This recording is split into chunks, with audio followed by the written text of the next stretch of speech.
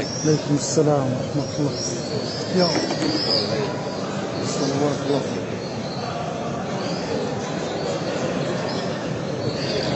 أعوذ بالله العظيم وبوجهه الكريم وسلطانه القديم من الشيطان الرجيم. بسم الله الرحمن الرحيم. الحمد لله، الحمد لله الذي لا إله إلا هو الحي القيوم. الحمد لله ولا إله إلا الله وحده لا شريك له، له الملك وله الحمد، يحيي ويميت وهو حي باق دائم لا يموت أبدا، بيده الخير وبيده الملك وبيده تدبير الأمور وهو على كل شيء قدير. ونصلي ونسلم ونبارك على سيدنا محمد أشرف الخلق المصطفى المختار الذي اصطفاه الرحمن لإخراج العباد من عبادة العباد لعبادة رب العباد، ومن ضيق الدنيا لسعة الآخرة، ومن جور الأديان لعدل الإسلام، وعلى آله وصحبه وسلم. أما بعد، وأن إن شاء الله نكمل في سلسلة دروسنا. كنا نتكلم في آخر الزمان، ونذكر إخواني في موضوع بلاد الشام. نحن نعلم أنه الكرب سيزداد في نهاية الزمان على أهل الشام. نذكر أو نذكر أولا حديث من أحاديث الرسول عليه الصلاة والسلام، ثم ننطلق منه. أن يتكلم عليه الصلاة والسلام ويقول: يا شام أنت صفوتي من بلادي. هذا حديث قدسي عن الرسول عليه الصلاة والسلام. يا شام أنت صفوتي من بلادي، إليك أجتبي خيرتي من خلقي، فمن سكنك فبرحمتي، ومن خرج منك فبسخط مني. أول شيء نتذكر إخواني أن بلاد الشام كما نعلمها حاليا هي مقسومة للأردن، لبنان، سوريا، والأرض المقدسة. ونعلم أن المسجد الأقصى له خصاصة عظيمة عند الله سبحانه وتعالى، والمسجد الأقصى مذكور في القرآن الكريم ومذكور في السنة في كثير من الأماكن. والأرض المقدسة هي أرض المسجد الأقصى أيضا مذكورة في القرآن الكريم في عدة مواقع، ولها أهمية عظيمة جدا. فإن نحن نظرنا إلى بلاد الشام وسألنا أين مركز بلاد الشام، فنقول أن بلاد الشام مركزها الأرض المقدسة. الخصاصة التي أعطيت لبلاد الشام إنما كانت من الأرض المقدسة، والخصاصة التي أعطيت الأرض المقدسة إنما كانت من فين؟ من المسجد الأقصى. ولكن هذا لا يعني إنه مثلا سوريا ليس لها مقام كجزء من بلاد الشام، لا، على العكس. لربما الله يبارك عمرك، الله يكرمك، شكر أدرك. لربما كان أحد أسباب ذكر هذا الحديث، لربما كان من علم الله سبحانه وتعالى مما سيحدث في بلاد الشام في آخر الزمن، لربما. عشان هيك إخواني، وش ننظر لهذا الحديث كمان مرة: يا شام أنت صفوتي. والصفو يا إخواني ما إحنا نأخذ الأرض كلها، صفوتها وأفضلها مين؟ بلاد الشام. كما نعلم صفوة الناس، مين صفوة الناس؟ الأنبياء. شوفوا كيف صفوة الناس الأنبياء. صفوة الأرض إيش هي؟ بلاد الشام.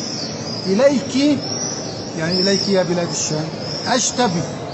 والاشتباء هو الاختيار. أنا أختار أناس مخصوصين أجتبي خيرتي من خلقي. من سيجتبي إليها ويحضرها إليها سبحانه وتعالى لبلاد الشام؟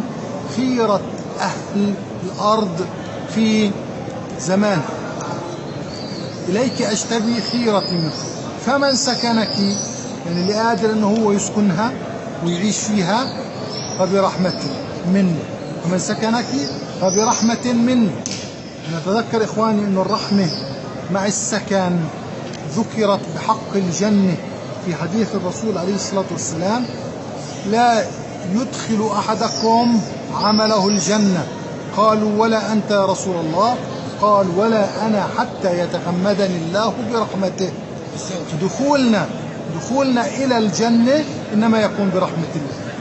ودخول بلاد الشام وسكن بلاد الشام إنما بإيش؟ برحمة الله عز وجل. شوفوا هذا يعني التطابق اللي موجود بين دخول وسكن الجنة ودخول وسكن بلاد الشام.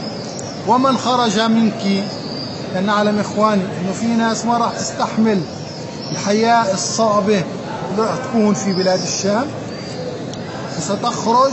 وهون إخوان نقول طواعية، يعني من خرج طواعية وهو يستطيع البقاء، هون بينطبق عليه الحكي فبسخط منه، يعني كأنه بإيش؟ بهرب من الأجر العظيم اللي الله سبحانه وتعالى وضع له إياه في إيش؟ في بلاد الشام وفي سكن بلاد الشام.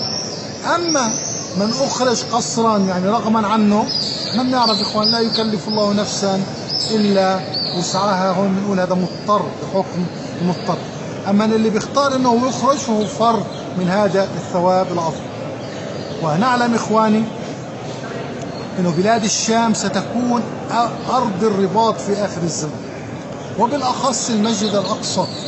المسجد الأقصى في أحاديث من أحاديث الرسول عليه الصلاة والسلام تكلمت عن المسجد الأقصى أنه مسجد الرباطات بالجمع، مش رباط واحد، رباطات. يعني كأنه الرباط مركز فين؟ أكثر ما هو مركز في المسجد الأقصى. وهون إخواني ضروري إنه إحنا نعرف معنى الرباط، لأنه إحنا بنعرف يعني في البعض قد يفهم كلمة الرباط بعكس ما نقصد معناها ويأخذها ذريعة لأمور معينة. فإحنا عشان يعني نكون واضحين في معنى كلمة الرباط، الرباط في اللغة من الفعل ربطة. إحنا بنعرف لما تيجي تربط خيط أنت شو بتسوي؟ بتجيب شيئين وبتجعلهم في عقدة واحدة. معناه أنت في عندك شغلتين جمعتها في منطقة واحدة. شو معنى أنك أنت ترابط في المسجد الأقصى؟ ترابط في المسجد الأقصى أنك أنت تأتي للصلاة في المسجد الأقصى، تصلي إحدى الصلوات، ثم تنتظر موعد الصلاة القادمة وتصلي الصلاة الأخرى، فتكون بهذا شو عملت؟ ربطت صلاتين مع بعضهم. هذا هو الربط وهذا هو الرباط. في حديث الرسول عليه الصلاة والسلام، من أحد أحاديث الرسول يقول: ألا أدلكم على ما يرفع به الله الدرجات ويحط به الخطايا؟ قالوا: بلى يا رسول الله. شو قال؟ قال: إسباغ الوضوء على المكاره وكثرة الخطى إلى المساجد. الصلاة الثالثة: وانتظار الصلاة إلى الصلاة. بعدين شو قال؟ فذلكم الرباط فذلكم الرباط فذلكم الرباط. كررها 3 مرات صلى الله عليه وسلم. معناه الرباط في المسجد الأقصى يرتكز أولا على الصلاة. طبعا إخواني خارج الأرض المقدسة مفهوم الرباط قد يختلف. قد يكون مفهوم الرباط شو هو؟ انك انت تقعد على الثغور في ايش؟ في معاركك وفي جهادك لله سبحانه وتعالى. طيب ليش الرسول صلى الله عليه وسلم يعني حدثنا في معنى الرباط انه هو انتظار الصلاة بعد الصلاة؟ لانه يعلم انه سيأتي وقت على اهل المسجد الاقصى لن يكون عندها ثغور ولن تستطيع الاشتراك بالقتال، فسيكون رباطها وجهادها بإيش؟ بالصلاة في المسجد. عشان هيك حدثنا الرسول صلى الله عليه وسلم عن الرباط: فذلكم الرباط فذلكم الرباط فذلكم الرباط. أهم 3 شغلات في هذا الرباط: إسباغ الوضوء على المكاره، كثرة الخطى إلى المساجد، وانتظار الصلاة بعد الصلاة. هذول 3 نقاط. ليش إخوان؟ يعني لو سألنا طيب ليش هذه الأمور؟ لأنه هذا الرباط سيكون له فائدة عظيمة جدا في آخر الزمن. شو الفائدة؟ احنا مش جايين نقاتل ولا جايين نلاحم ولا جايين نسوي أي شيء، احنا جايين نصلي لله عز وجل. ولكن مجيئنا للرباط والصلاة في المسجد الأقصى، وهو رباط سلمي وصلاة سلمية ما لها علاقة بأي أفعال، شو راح تسوي؟ راح تسكر الباب على الشيطان. على مين بنحكي؟ على الشيطان، مش حدا تاني يعني. ما بنحكيش عن أي إنسان، أي حدا، ما بنخص حدا، ولكن بنقول راح تسكر وتغلق الباب على الشيطان إنه ما يفعل أمور معينة. هذه الأمور تعجل في مجيء الأعور الدجال، وبالتالي تعجل في العقاب الرباني على من يسكن في هذه المنطقة في هذا الزمن. أنا لو جينا على أجر الرباط، يعني شفنا إنه الرباط معناه الرباط أصلا قائم في المسجد الأقصى على انتظار الصلاة بعد الصلاة. لو جينا سألنا طب كم أجر الرباط؟ لا إحنا يعني أول شيء نأتي لأحد أحاديث الرسول عليه الصلاة والسلام اللي بيقول فيه رباط يوم في سبيل الله. رباط قديش؟ يوم، نتكلم عن يوم واحد رباط. شو قلنا الرباط؟ انك تربط صلاة بصلاة، في عندك 5 صلوات، إذا ربطت 5 صلوات مع بعضيها في المسجد هذا رباط كامل. أقله انك تربط صلاتين، مظبوط ولا لا؟ مثلا تيجي المغرب وتصلي العشاء، هذا رباط ولكن مش رباط كامل. تيجي الظهر وتصلي العصر، هذا رباط بس مش رباط كامل. تيجي الفجر وتصلي الظهر، هذا رباط بس مش رباط كامل. فإذا أنت ربطت صلاتين هذا رباط، وإذا ربطت 3 صلوات هذا رباط أكبر، إذا ربطت 4 صلوات هذا رباط أكبر، إذا ربطت 5 صلوات هذا شو بنسميه؟ يوم. شو بنسميه؟ يوم. يوم رباط. هلا إذا أنت ربطت صلاتين هذا خلينا نقول 50 يوم، 50. 3 صلوات هذا 3 أخماس يوم. نجي على اليوم الواحد انك انت قدرت تصلي ال5 صلوات في المسجد، رباط يوم في سبيل الله. قديش مقداره؟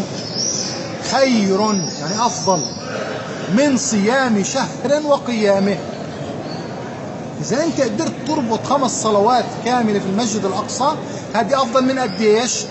من صيام وقيام شهر كامل. في روايه اخرى شو بقول عليه الصلاه والسلام؟ رباط يوم في سبيل الله خير من صيام سنة أو قيام. أنا قديش بنحكي؟ عن سنة. في رواية ثالثة شو بتقول؟ خير من 1000 يوم فيما سواه من المناسك. ال1000 يوم قديش تطلع؟ تقريبا 3 سنين.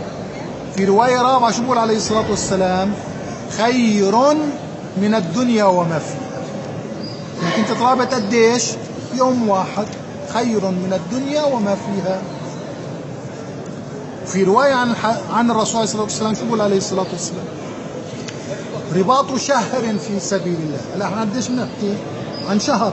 انه واحد قدر انه هو يسوي رباط كامل ل30 يوم متتاليات، يصلي ال5 صلوات في المسجد الأقصى.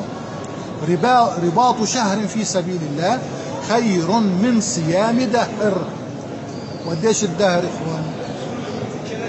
يعني اذا احنا بدنا نطلع على الدهر انه هو الزمن اللي احنا بنعرفه، احنا بنعرف من الزمن 13.7 مليار سنة. قديش بكون هذا الرباط تبع هذا الشهر؟ افضل من قديش؟ افضل من آلاف ملايين السنين عند الله سبحانه وتعالى. فاجر الرباط عظيم جدا. هاي الاحاديث اللي احنا حدثنا فيها في لها زوايد. لو احنا اخذنا الزوايد شو بقول عليه الصلاة والسلام؟ ومن مات فيه، يعني في يوم الرباط، واحد برابط في المسجد بده يصلي ال5 صلوات، مات في يوم من ايام الرباط، شو بكون فيه له عند الله عز وجل؟ ومن مات فيه، طلع اول شيء وقي فتنة القبر، يعني ما في عليه عذاب قبر. احنا بنعرف عذاب القبر قديش فيه اهوال وقديش شديد، ولكن من مات في يوم من ايام الرباط شو في عنده؟ في عنده عصمة من عذاب القبر، يعني محمي من عذاب القبر، وقي من فتنة القبر. بعدين يقول عليه الصلاة والسلام ورزق بأرزاق من الجنة، يعني كأنه يفتح على قبره شباك من الجنة ويخرج ملك ويحضر أرزاق من الجنة، كأنه يصبح القبر كأنه إيش؟ روضة من رياض الجنة. وماذا يقول عليه الصلاة والسلام؟ وريح برياحين من الجنة. يعني العطور اللي موجودة في الجنة شو بتصير؟ بتصير كل يوم تجي له على قبره. شو بقول عليه الصلاة والسلام؟ بقول وأجري عليه عمله الذي كان يقوم فيه. شو يعني كل واحد بموت إخواني يعني تطوى صحيفته وتعلق في رقبته، إلا مين؟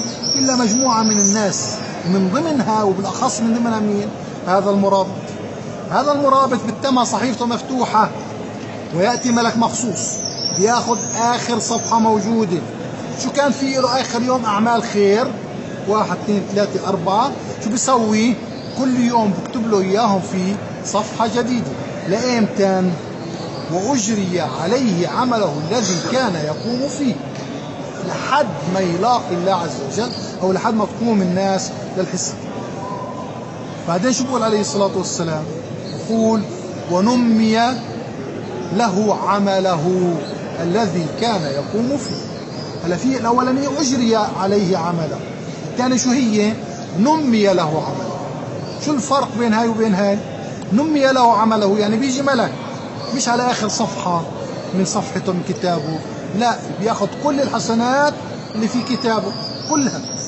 وشو بيسوي فيها؟ بيزرعها كما نزرع الحب. كيف تزرع الحنطة والقمح؟ بيزرعها، فشوف قديش بتنمو وبتصير وحصدها. طب الحصيدة شو بيسوي فيها؟ برجعها على الكتاب؟ لا، بيعود بيزرع الحصيدة وبحصدها وبزرعها وبحصدها وبتم ويشتغل فيها زراعة وحصيدة لإمتى؟ إلى يوم القيامة. فشوف قديش بتصير حسناته عند الله عز وجل. بتصور لو قلنا كل حبة أو كل حسنة في كل زرعة صارت 70، ليش نقول أكثر؟ الله سبحانه وتعالى يضاعف لمن يشاء والله واسع عليم. ولكن لو قلنا كل واحدة صارت 70، وبعدين كل واحدة من 70 صارت 70، وكل واحدة من 70 صارت 70، وعماله الملك بيشتغل فيهم في حسناتك إلى يوم القيامة، فكم ستكون وتصبح حسنة. شوفوا أجر الرباط إخواني ليس بأجر هين، أجر عظيم جدا جدا جدا، حتى أنه في أحد أحاديث الرسول عليه الصلاة والسلام التي تقارن ما بين أجر المرابط وأجر الشهيد. احنا بنعرف قديش عظمة أجر الشهيد عند الله عز وجل، ولكن في الحديث في المقارن، هنا المقارن عشان نشوف بس قديش أجر الرباط. احنا مقصدنا احنا نطلع على أجر الرباط، ولكن مقارنة مع ايش؟ مع أجر الشهادة في حديث الرسول عليه الصلاة والسلام. فهذا عنه صلى الله عليه وسلم شو بقول انه عن الشهيد اول اشي شوفوا اجوره يغفر له مع اول رشقة من دمه. هذا مين؟ الشهيد. من اول رشقة تنزل من دمه يغفر له كل ذنبه. بعدين شو بقول عليه الصلاة والسلام؟ ويشفع في 70 من اهله. يغفر ذنبه بعدين ايش؟ قديش شفع بقديش؟ في 70 من اهله. طب نيجي للمرابط، شو بقول عليه الصلاة والسلام؟ والمرابط يشفع ما كان يوم الحساب. شو يعني؟ يعني طول يوم الحساب. وقديش طول يوم الحساب؟ 50,000 سنة. يحق للمرابط انه يقف على الحساب يشفع لمن شاء. فشوف قديش اجر المرابط في الشفاعة انه اعظم. كمان يعني في المقارنة نسينا كمان شغلة اللي هي بالحور العين، انه عليه الصلاة والسلام يقول عن الشهيد ويزوج بحوراوين من حور عين الجنة. هذا مين؟ الشهيد. اما المرابط فيزوج ب70 حوراء. نطلع اول شيء يغفر له مع اول رشقة من دمه، يزوج بحوراوين من حور عين الجنة، ويشفع في 70 من اهله. المرابط يزوج ب70 حوراء ويشفع ما كان يوم الحساب. إذا هنطلع يا إخواني هون كأجر أجر المرابط ما يبدو على ما يبدو أنه هو إيش؟ أعظم بكثير بكثير. من هيك الإخوان الرباط أمر هام جدا جدا جدا.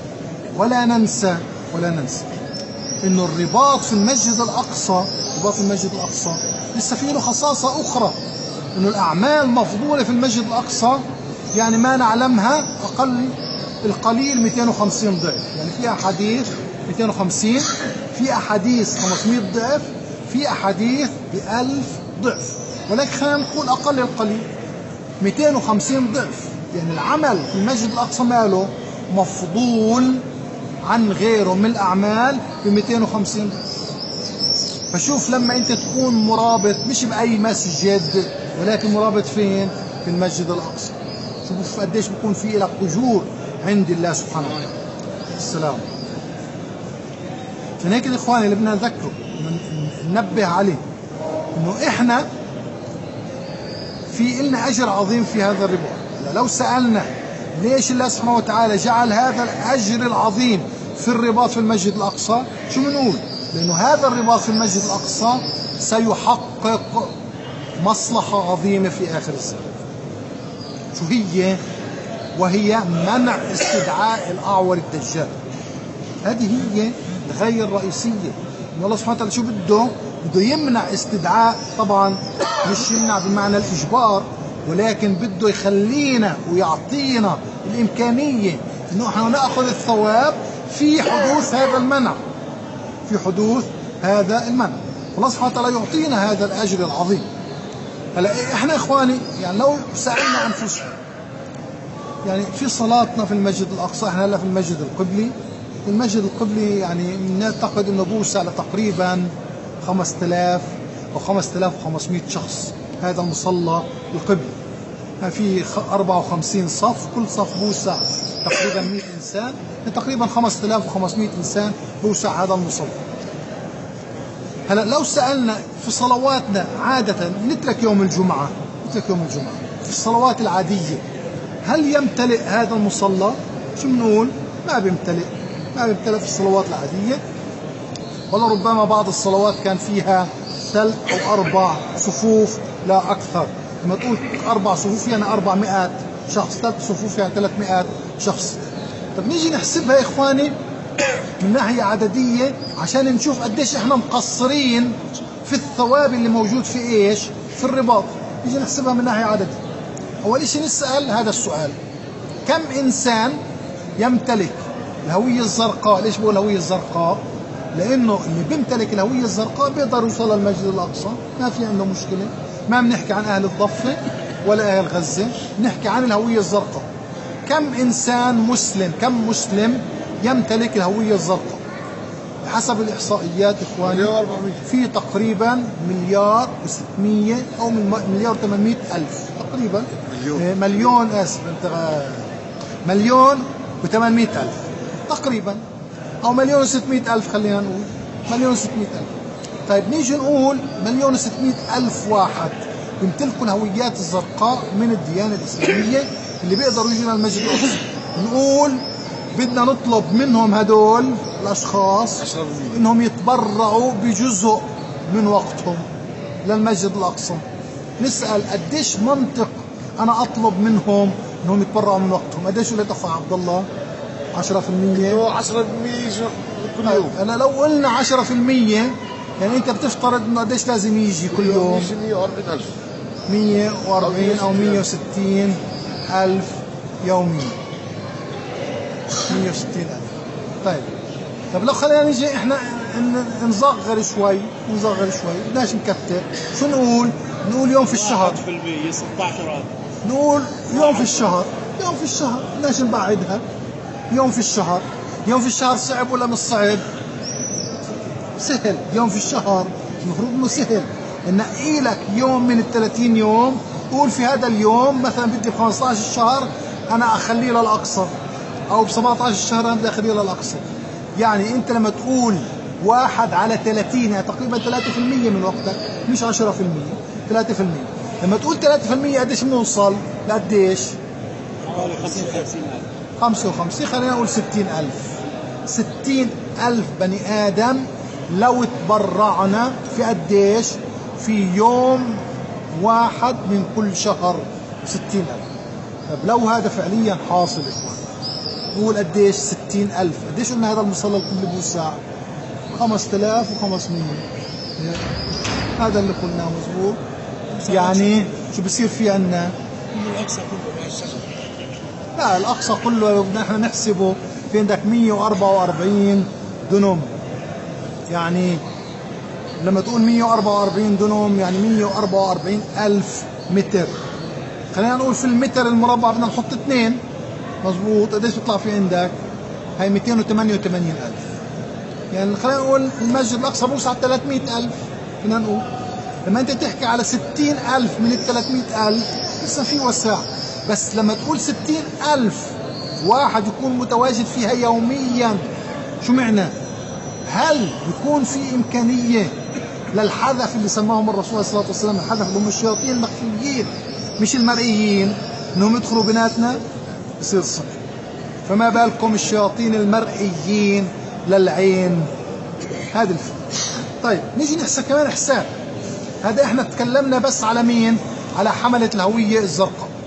نيجي نقول لأحد أحاديث الرسول صلى الله عليه وسلم اللي بيتكلم عن المسجد الأقصى، وبقول فيه إنه ائتوه فصلوا فيه فإن صلاة فيه كألف صلاة في غيره. خلينا نقول ائتوه فصلوا فيه محمولة على مرة في العمر. زي إيش؟ زي الحج. يعني مش ائتوه كل يوم ولا كل شهر، مرة في العمر. يعني بدنا نقول مسلمين العالم المفروض فيهم انهم يجوا مرة في العمر. يعني مرة كل قديش؟ كل خلينا نقول 65 سنة. كل 65 سنة يجي مرة. طيب نيجي عملية نسوي كمان عملية حسابية. كم من مسلم في العالم؟ خلينا نقول تقريبا 2 مليار بني آدم. 2 مليار اقسمهم على 65 سنة، يعني 65 ضرب 365 يوم. قديش بيطلع عندك؟ اللي معه آلة حاسبة راح يطلع معه يمكن، والله أعلم، أنا بتوقعها يمكن يطلع له كمان 60,000 بني آدم. يعني 60,000 بني آدم من الداخل و60,000 بني آدم من الخارج. هذا قديش صاروا عندنا؟ 120,000 بني آدم يوميا على مدار الساعة، كل يوم في الأسبوع، على مدار السنة، على مدار الشهر، على مدار السنة. هذا شو بيعني؟ بيعني فعليا لو احنا بس تبرعنا في يوم من الشهر، او اللي خارج الارض المقدسة تبرع في يوم من العمر، قال انا بدي اعطي هذا اليوم للمسجد الاقصى، المفروض انه المسجد الاقصى يكون فيه يوميا خلينا نقول تقريبا 100,000 انسان. وهذا 100,000 انسان سيمنع وجود شلة او زمرة او حزب الشيطان في المسجد الاقصى. اما اللي احنا بنشوفه، فشو بنشوف؟ قديش احنا بعاد عن هذا الشيء. راح نلاحظ انه احنا بعاد كثير. عشان هيك يا اخوان لما جاءت بشارة إشعياهو لا بني إسرائيل، ارتبطت هذه البشارة في إيش؟ في المسجد الأقصى. شو قال إشعياهو لبني إسرائيل لما بكوا لله إنهم يرجعوا الأرض المقدسة؟ قال لهم أن الله سبحانه وتعالى قد سمع بكاءكم وأن هذا البكاء كاذب، ولكنه سيعيدكم إلى الأرض المقدسة وستحكم العالم من مسجدها كما حكمتموه مع سليمان. ربط البشارة بإيش؟ بالمسجد. عشان هيك حاليا الحرب مستعر على إيش؟ على المسجد الأقصى، لأنه لن يكون الشيطان إمكانية لحكم العالم إلا بإيش؟ إلا بدخوله إلى المسجد الأقصى. فلو إحنا نظرنا إخواني على مدى تقصيرنا في حق المسجد الأقصى سواء من الداخل أو من الخارج، تاخدوها إنه فينا داخل في لها حديث وفي خارج في لها حديث آخر. والإشي الغريب إنه في الحسابات بيطلع عندك نفس الرقم 60,000 و60,000 60,000 من الداخل، 60,000 من الخارج. كأنه سبحانه وتعالى شو بده يعلمنا إنه التقصير ماله متساوي ومشترك، سواء من الداخل أو من الخارج، في تقصير في حق المسجد الأقصى من الجهتين.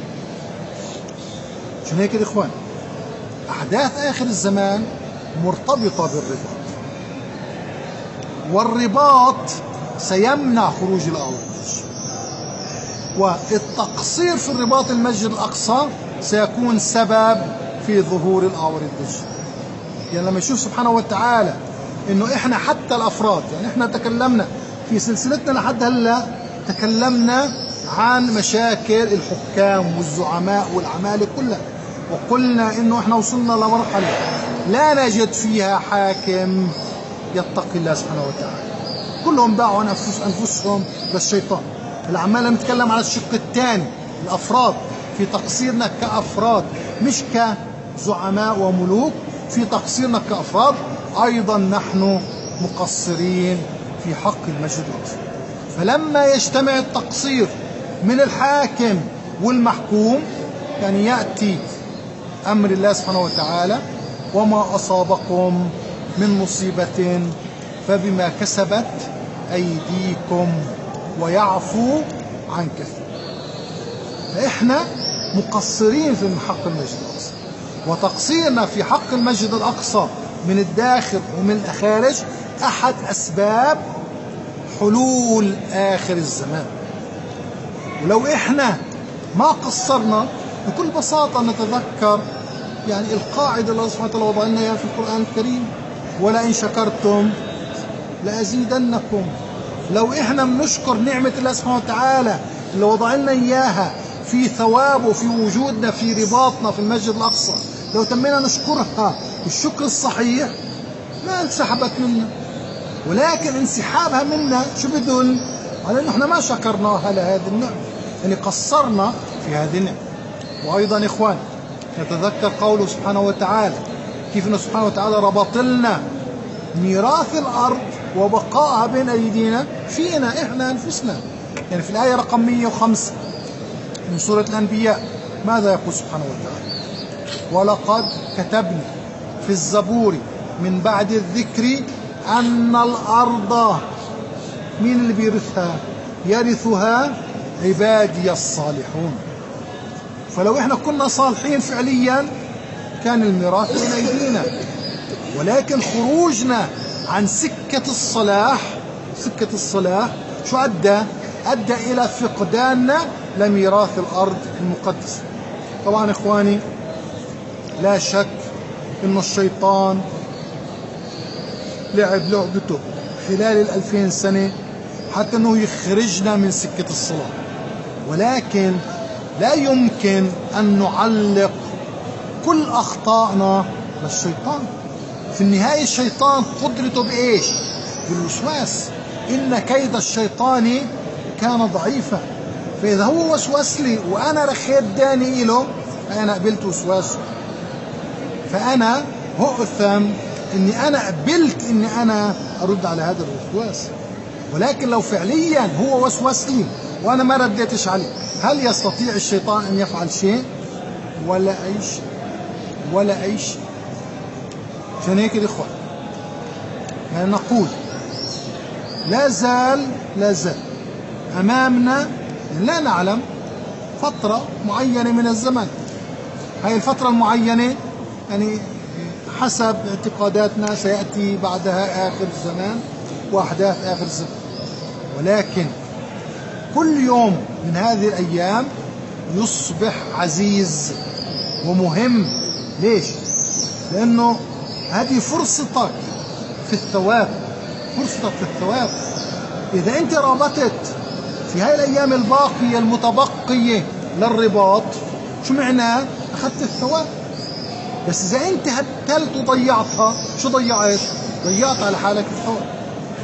إخواني ما تتوقعوا إنه أجر الثواب حاليا مثل أجر الثواب لما يجي المهدي وتفتح بيت المقدس. اصحى تتوقع إنه الأجر بعديها سيكون مثل الأجر اليوم. لا، أجرك اليوم هو الأجر العظيم عند الله سبحانه وتعالى، لأنه يأتي على وقت قربه وشدة ويحتاج منك صبر، والأجر على مقدار قضم الغيظ والصبر على هذا الابتلاء. وما يلقاها إلا الذين صبروا وما يلقاها إلا ذو حظ عظيم. وإنك أنت تعبد الله سبحانه وتعالى وأنت مكروب عليك عندك أجر، مش زي ما أنت تعبده إيش أنت في الرخاء. يعني في الرخاء وأنت فيش عندك مشكلة تعبد فيه لك أجر، أي نعم، ولكنك أنت تشد على دينك وتقبض على دينك وأنت حاسس هذا كأنه الجمرة، هذا هو الثواب العظيم. الذين هاجروا وقاتلوا قبل الفتح أعظم درجة عند الله الذين هاجروا وقاتلوا بعد الفتح. الله يجزيك الخير. في فرق كبير ما بين هذا وهذا. هلا معناه يا اخوانا اللي احنا بنقول احنا قدامنا فترة زمنية، هاي الفترة الزمنية بنسميها فترة زمنية نفيسة. ليش؟ لأنه في إلك لا زال فيها الإمكانية إنك تصبر وترابط وتاخذ الأجر العظيم. واليوم اللي بتضيعه خلص راح، لأنه نحسب إنه آخر الزمان يعني اقترب، نحسب إنه آخر الزمان اقترب. اليوم اللي بروح راح عليك، راح انتهى. ففينا كم من سنة يا إخواني لا زالت موجودة فيها أجر عظيم في رباطك في المسجد الأقصى. قد ما بتقدر اكسب من هذا الأجر العظيم. شفنا وتكلمنا عن الأجور، ما تبخس نفسك يعني هذا الأجر العظيم، ما تغبن نفسك، لأنك يوم القيامة لما تشوف أجرك عند الله سبحانه وتعالى على كل يوم من أيام الرباط بتقول لو إني أنا قضيت عمري كله في المسجد الأقصى ما ضيعت لحظة على نفسي. ونتذكر قول الله سبحانه وتعالى وقالوا الحمد لله الذي صدقنا وعده وأورثنا الأرض. مخصوصة يا إخواني لكل الأرض أي نعم، ولكن بالمخصوص يعني بالذات الأرض المقدسة، وبالذات الأرض المقدسة منها إيش؟ المسجد الأقصى. وأورثنا الأرض، شو بنسوي؟ نتبوأ من الجنة حيث نشاء. من هاي الآية الله سبحانه وتعالى وضع فيها المشيئة لمين؟ إلنا. ولكن باقي الآيات وما تشاءون إلا أن يشاء الله، يعني المشيئة عادة لله سبحانه وتعالى. أما الدرجة في هذه الآية والمشيئة في الدرجة في هذه الآية شو جعلها؟ جعلها إلنا. يعني كأنه هذا الذي كان يرابط وتحصل على هذا الأجر العظيم كأنه صار في عنده الأحقية يوم القيامة لما يدخل الجنة. مش الملك يقول له تعال أنقي لك، شو يقول له الملك؟ يقول له أنت من اللي بيقدروا ينقوا مقامهم في الجنة. وهذا إخوان شيء عظيم، هذا الشيء عظيم مش لكل الناس، ولكن اللي بيقدر إنه هو يستفيد من ميراث الأرض. وإحنا مع إنه لا زلنا حاليا موجودين تحت احتلال، ولكن الله سبحانه وتعالى لا زال فاتح علينا ببركاته، لا زال فاتح علينا ببركاته. لا زلنا قادرين إنه إحنا نيجي للمسجد الأقصى نصلي فيها ونرابط فيها، نسبح ونقدس ونهلل ونعظم ونجلس مجالس العلم. فهذا يا إخواني أجر، هذا شيء عظيم جدا ما نضيعه على أنفسنا. يا إخواني لا ننسى يعني هذا الشيء اللي تكلمنا عنه. يعني لما نطلع على أحاديث الرسول عليه الصلاة والسلام في آخر الزمان كان يستخدم كثيرا كلمة بلاد الشام، وأحيانا يخصص الأرض المقدسة أو المسجد الأقصى، ولكن بالإجمال مش كان يتكلم عن بلاد الشام. فاللي احنا تكلمناه بخصوص المسجد الأقصى يعني نحسب إنه مكان المسجد الأقصى والثواب اللي موجود للمسجد الأقصى يمتد إلى كل بلاد الشام، ونقول والله سبحانه وتعالى أعلم. ولكن في القرآن الكريم لو جينا للقرآن الكريم يعني بنعرف إنه لفظة المسجد الأقصى أو المسجد في القرآن الكريم يعني جعلها سبحانه وتعالى تمتد حتى تشمل كل الأرض المقدسة. وهذا نعلم من خطاب الله سبحانه وتعالى لسيدنا موسى ولنبي الله يوشع بن نون. شو كان لهم؟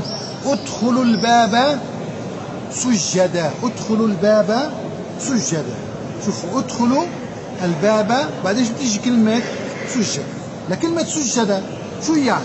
يعني أنت مجرد أن تدخل طرف الأرض المقدسة، احنا شو نقول؟ باب الدار الطرف تبعها يعني الفاصل، مجرد أن تدخل طرف الأرض المقدسة من بابها شو بتصير؟ بتصير في مكان السجود. شو مكان السجود؟ شو اسمه؟ المسجد.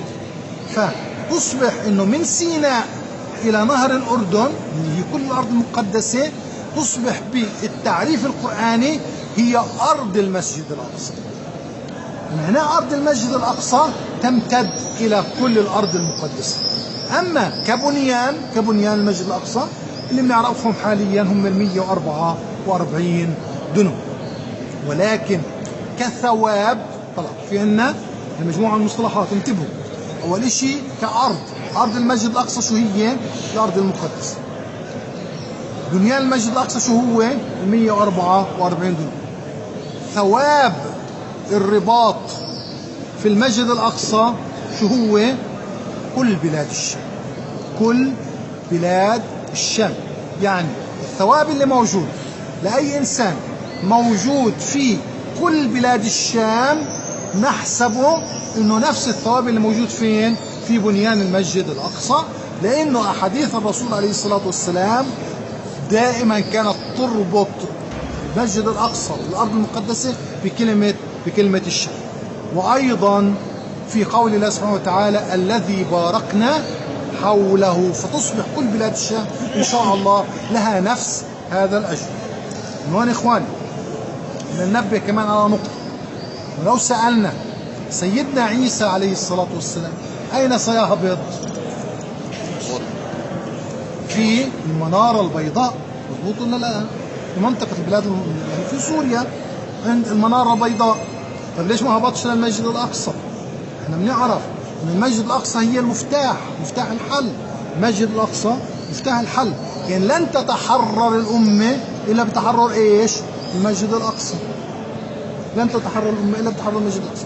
ولكن هبوط سيدنا عيسى في المناره البيضاء في سوريا يدل على ايش؟ يدل على انه الهم والكرب سيكون في بلاد الشام اعظم منه فين؟ في منطقه المسجد الاقصى. فستاتي التسريه كانها بشاره لهؤلاء انه ها قد اتى الفرج. وبعدين مباشره بعد ما يهبط في المنطقه في المناره البيضاء على جناحي ملكين لفين بتوجه؟ بعديها بتوجه الى المسجد الاقصى، ومنها يتبع الاعور الدجال ويقتله فين؟ في بيت لد. في بيت لد. فلما يقتل الاعور الدجال في بيت لد ولما تتحرر الارض المقدسه، هون اخواني شو بصير؟ ياتي الفرج على كل المسلمين في كل الارض باذن الله، ونهايتها انه سيدنا عيسى يضع الجزيه وانه كل اهل الكتاب تدخل في دين الاسلام. لكن هذه اشاره انه بلاد الشام اليوم وفي الفتره اللي قادمه علينا سيكون معظم الشر مركز عليه. سيكون معظم الشر مركز على بلاد الشام، على سوريا. عشان هيك نقول يعني ندعو الله سبحانه وتعالى انه هو يخفف همهم وكربهم، وانه الله سبحانه وتعالى يعني يلطف في قضائه فيهم. يعني هذا الهم سيكون عظيم جدا جدا جدا. فنقول لاهل سوريا بلاد الشام صبر جميل، احتسبوا اجركم على الله. ذكرنا اخواني في درس السابق انه هذا الهم العظيم شو بيقابله؟ يقابله ثواب عظيم. على قدر الهم والغم وعلى قدر المصيبه شو بكون الثواب. وهذا الهم والغم هو فتره زمنيه قصيره. عشان هيك نقول اصبر واحتسب. شو يعني؟ يعني اصبر والله سبحانه وتعالى بحط لك في حسابك أجر عظيم، عماله بيحاسبك وبيعطيك في حسابك أجور عظيمة جدا على هذا الصبر. إخواني، يعني إحنا اللي بنعتقده إنه الفترة الجاي اللي موجودة إنه وللأسف ستتكالب كل الدنيا على بلاد الشام، سواء حكامنا وزعمائنا كلهم بدون استثناء، ما بتقدر تطلع واحد بدون استثناء إلا من رحم ربي، هذه علمها عند الله عز وجل، كل واحد بحسب نيته. ولكن الظاهر إنه كل الحكام العرب وكل العالم الغربي بكفره مع حزب الشيطان، مع شياطين الجن، مع شياطين الإنس، وعلى رأسهم إبليس، كلهم أصبحوا حزب واحد، كلهم أصبحوا حزب واحد. وما نرى إنه الدنيا قد امتلأت جورا، يعني الجور اللي حدث فيه الرسول عليه الصلاة والسلام إن الدنيا ستملأ جورا وسيأتي المهدي حتى إنه يملأها عدلا، من ظن إنه هذا الشيء واقع حاليا، قد امتلأت الدنيا جوعا. فهيك يا إخوان، يعني أينما تنظر لن تجد ما يفرح. وهون يعني لابد من التنبيه إنه مع شدة الهم، مع شدة الكرب، قد يكون عند الشيطان أسلوب إنه هو يلبس علينا بشكل سريع. يعني كيف بدي أصور لكم إياها؟ يعني على سبيل المثال 2 من حزب الشيطان، واحد حامل كرباج، واحد عماله بيحكي، حاطين واحد قدامهم واللي عماله حامل كرباج عماله بيجلد ظهر إنسان. قديش عماله بيسجلده؟ كل دقيقة بيجلدوا 20 جلدة. اللي بيحكي بقول له خفف عنه، مش 20 جلدة، خليهم 10. شايفين الفكرة هون؟ خفف عنه، مش 20، خليهم 10. اللي بياكل الهوي قد يفرح بهذا القرار، يعني بنبسط انه الهم عليه ايش؟ خف. ولكن ما يعتقد انه اللي قال له خفف بده مصلحته، لا، التنين بيلعبوا نفس اللعبة، التنين مشتركين، هذا بيأمر هذا زيد او خفف. عشان هيك يا اخوان بدنا ننتبه ما نخدع بأمور ونحسبها خير. لازم ندرس الأمر بعناية، مين اللي بيحكي، مين اللي بيعطي الأمر، وشو مقصده من هذا الأمر. وإذا احنا درسنا الموضوع مظبوط سنجد وللأسف إنه كل الدنيا تكالبت على المسلمين كاجتماعهم على القصعة الواحدة.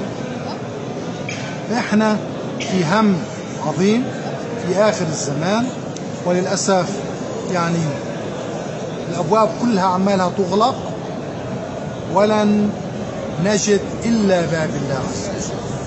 يعني لم يبقى لنا إلا باب واحد يفتح فقط لا غير. اللي بيظن إنه في غيره لهذا الباب أكيد لا زال لسه مخدوم. أنا لا أرى إلا باب الله عز وجل. لكن النصيحة للكل إنه هو ما يفر من جماعة لجماعة، ولكن يفر لله عز وجل. فر لله، اهرب لله، اعتصم بحبل الله، نفذ أمر الله، اتق الله، ولا تجعل أحد يخدعك إنك أنت تقوم بعمل الشيطان بيديك، لأنك بتفكر إنه هو عماله بيخفف عنك الهم. وما بيخفف عنك الهم، هو بيستخدمك وسيلة حتى إنه هو ينفذ أمره فقط لا. ليش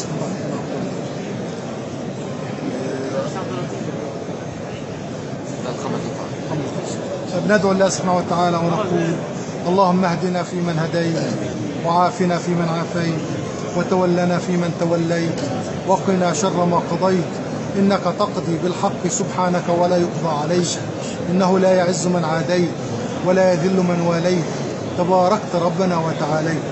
اللهم آت نفوسنا تقواها وزكها أنت خير من زكاها، أنت وليها ومولاها.